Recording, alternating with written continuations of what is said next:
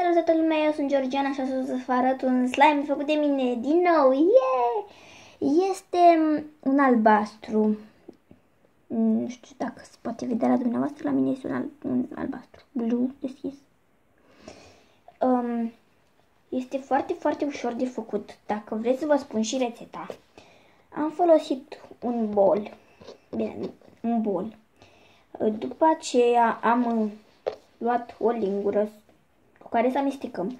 Am luat șamponul cu care am făcut slime-ul, șamponul și făina și uleiul. Eu am folosit doar o picătură de făină, pentru că dacă pui foarte multă, el se poate întări și nu se mai poate face nimic. Cum se face asta? Vedeți?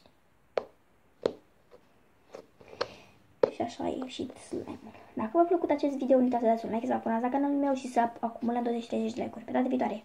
Pa, pa!